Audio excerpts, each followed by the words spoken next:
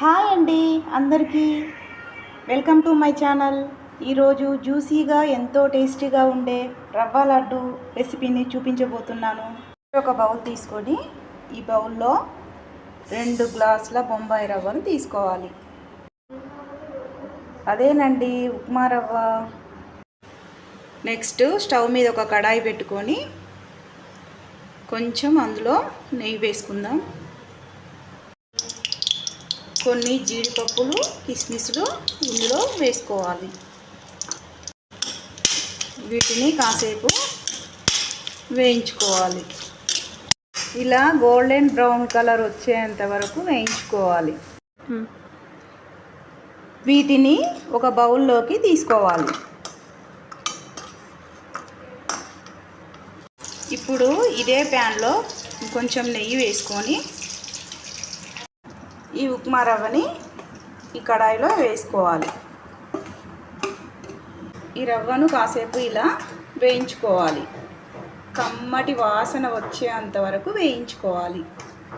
Colour కూడా change అయ్యేంత వరకు వేయించుకోవాలి.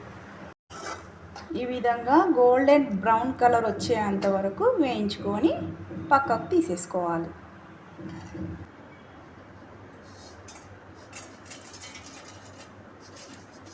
ఇప్పుడు ఒక మిక్సర్ జార్ తీసుకొని ఇందులో 1.5 గ్లాస్ వరకు షుగర్ని తీసుకోవాలి. ఈ షుగర్ని మెత్తటి పౌడర్లా కాకుండా కొంచెం కోర్స్లా గ్రైండ్ చేసుకోవాలి.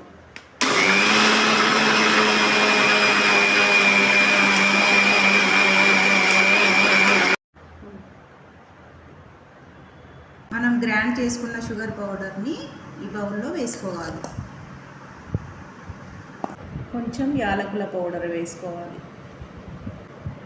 మనం వేయించి పెట్టుకున్న రవ్వ, మనం గ్రైండ్ చేసి పెట్టుకున్న షుగర్ పౌడరు, యాలకుల పౌడరు అన్నీ వేసుకున్నాం కదా. ఇదంతా ఒకసారి మిక్స్ చేసుకోవాలి. ఇంకా మీకు కావాలంటే ఇందులో పచ్చి కొబ్బరి పౌడర్ అయినా ఎండు కొబ్బరి పౌడర్ అయినా వేయించుకొని వేసుకోవచ్చు. కాచి చల్లారి పెట్టుకున్న పాలను కొంచెం కొంచెం ఈ బౌల్లో వేసుకుంటూ చిన్న చిన్న లడ్డూల్లాగా చేసుకోవాలి. ఇప్పుడు అంతా ఒకసారి కలుపుకోవాలి.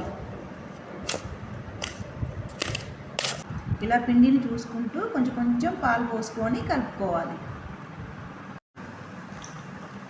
ఇలా లడ్డు వచ్చేంత వరకు చూసుకుంటూ పాలు పోసుకుంటూ కలుపుకోవాలి.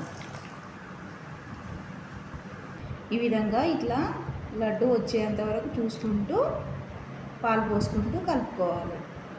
లడ్డు వచ్చేసిందండి. ఇప్పుడు లడ్డూలు చేసేసుకుందాం. మనం వేయించి పెట్టుకున్న ఈ డ్రై ఫ్రూట్స్ని వేసుకోవాలి.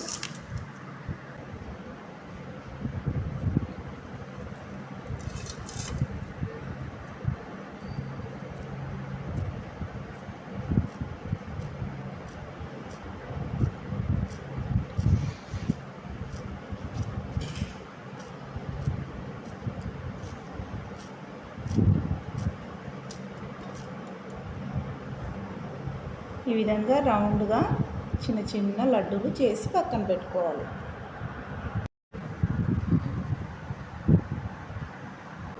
జ్యూసీగా ఎంతో టేస్టీగా మన రవ్వ లడ్డూలు రెడీ.